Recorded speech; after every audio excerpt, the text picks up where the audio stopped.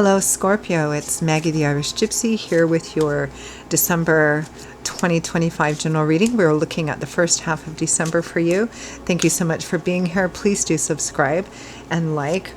If you know your other sign placements, Sun, Moon, Rising, Venus, it's helpful to watch those videos as well. If something hits home and resonates with you and you'd like to explore it more in your own life and how to navigate perhaps through it, or you like the reading style, if you're interested in a personal reading with me for yourself or perhaps as a gift for someone else as we're entering the holiday season, personal readings make wonderful gifts. They're personal and they're easy to give. If you're interested, you can email me for more information, Maggie1McGuire@gmail.com. You can click on the description of this video below to see those contact details as well. I do love and romance, relationship compatibility, career, work, money, investment, 6 and 12-month overviews, different types, costs, lengths, spreads. There's a little something for everyone. And I do this full time, so I'm quite diligent about timely scheduling of personal readings. So if you're interested, send me a message. Okay, Scorpio. Let's see what the first half of December has coming towards you. Wow. We have the Ten of Cups, the happy home, white picket fence, happily ever after. There's a cycle fulfillment or completion or achievement here with the Ten of Cups. This represents feeling like you're at the place where everything has finally come together. Everything has fallen into place, especially in how it relates to home and family. Family, love, marriage, children.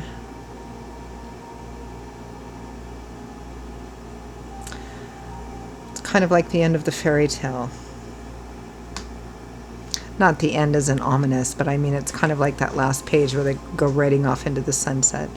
I mean, nothing is perfect, but the Ten of Cups is pretty darn close. It's the completion and fulfillment of all things associated with home and family and love. We have strength, facing fears, doubts, insecurities, looking at yourself, accepting responsibility, looking at the things you're afraid of, not only in front of you, but within you as well. It takes strength, courage, wisdom, humility to do this. It's also what you gain strength in.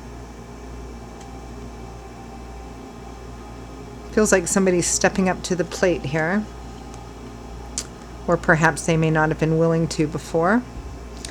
We have the Three of Wands, future growth and expansion. You've laid the groundwork. It suggests that you've seen some progress. You're seeing your efforts starting to pay off. You're looking towards the future, and you're feeling pretty darn hopeful, positive, and optimistic about it as well. It feels like you're going through, entering or in a pretty good period. You're feeling like perhaps after a time of difficulty and challenge, that things are looking up. They are starting to look up here. Strength suggests that there are still some challenges to be worked through, perhaps both outside of yourself and within yourself as well, but such is life, right? Oh, let's take a look at the crowning energy. Your crowning energy, your overall energy for the first half of December, Scorpio, is the Emperor, which is definitely about stepping up to the plate. Taking control, creating order and structure, taking responsibility. I mean, if you want the benefits, perks, and privileges of being a leader, then you have to step up and take on the responsibility and obligations and work of being a leader as well. That's what the focus is for the first half of December. So let's take a look at that Emperor.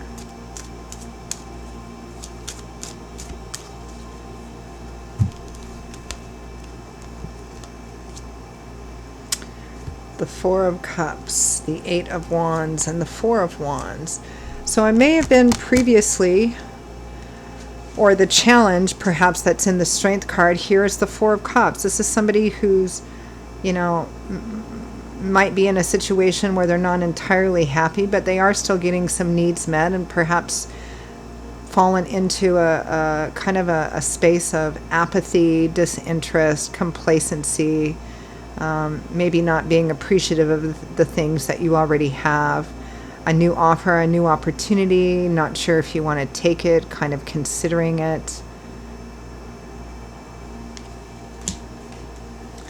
This is a card of taking action, focus, ambition, taking action, deciding, setting a course, setting a goal, and then making sure that everything that you need to harness together, working towards that goal, is done. It's taking action. It might represent travel for some of you as well. We have the Four of Wands, which is the other kind of happy home card. It's a card that usually represents social gatherings or celebrations with friends and family. That might have a formal reason, like it's one of the traditional wedding cards of the tarot. You know, family reunion, something that has a purpose, or it could be something casual. But it's a social umbrella under which people kind of gather together for one reason or another. And it kind of underscores our shared humanity and the importance of the relationships we have in our life. It may be, with the Four of Wands and the Ten of Cups, it may be that some of you or someone close to you in a relationship, maybe marriage was on the table and somebody, you know, just really wasn't kind of eager to do that, whereas now they are. It could be a decision that needed to happen, a decision to move forward in another area of life, but one which impacts home and family.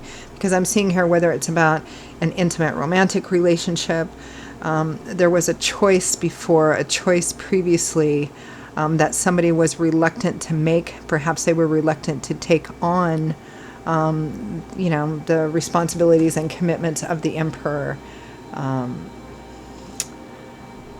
You know, it might be in career or work or taking something on. It's about making decisions to take something on, which has benefits, perks, and privileges, positive things that you get from it.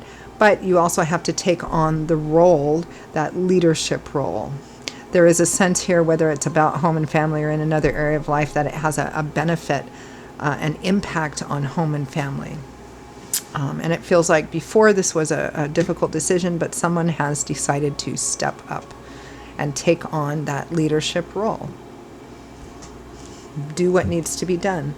So let's take a look at the Ten of Cups.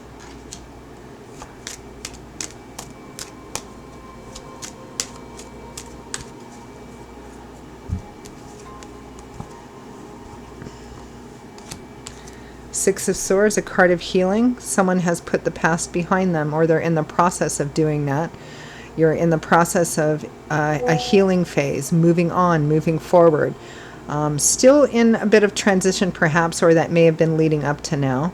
Not quite to the other shore and on solid ground yet, but definitely headed in the right direction. The Sun and the Star with that Ten of Cups, what a beautiful combination. It represents, you know, entering a period of time of peace and happiness and abundance. You're on the right path. It's a healing path. There's a sense of hope and renewal. I think something might have happened previously, something very challenging or difficult. There's a sense of having overcome and being in the process of overcoming and healing on this path. It's actually, it's really, really beautiful. Somebody's definitely, and it's because someone is stepping up and taking charge.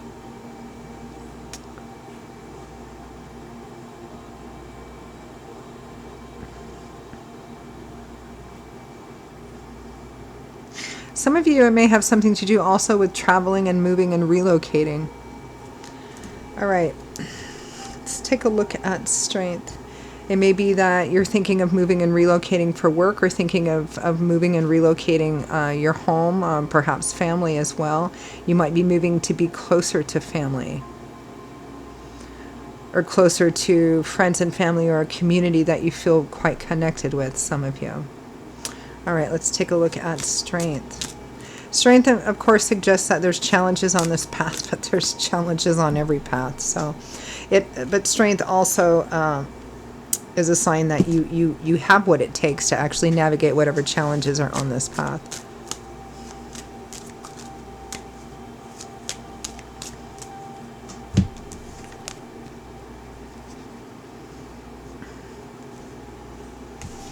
The Eight of Cups. But in order to continue moving forward on this path, this is about turning away from, or perhaps you already have, You had to turn your back on and leave and walk away from things perhaps you were attached to, but for one reason or another, karmically, were no longer meant to be an active part of your current path.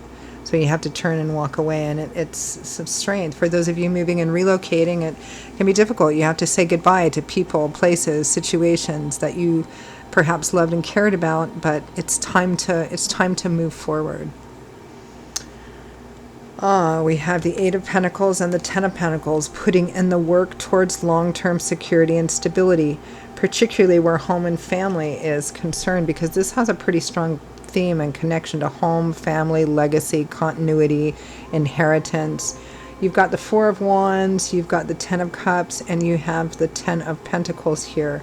All of these cards kind of have this underlying theme of home, of family, of the community, friends and family kind of community that knits things together, and being willing to put the work into it, whether it's an actual job, work, career, or whether it's, just the work to provide security and stability on a daily basis for the family, or a combination of all of those things.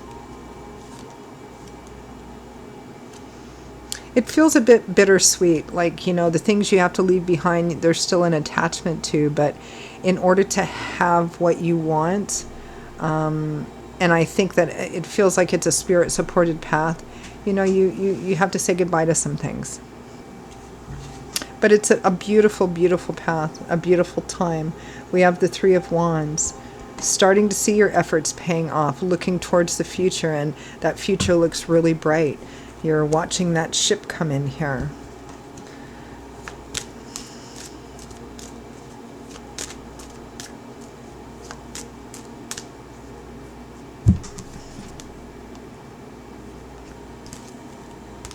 Strength again.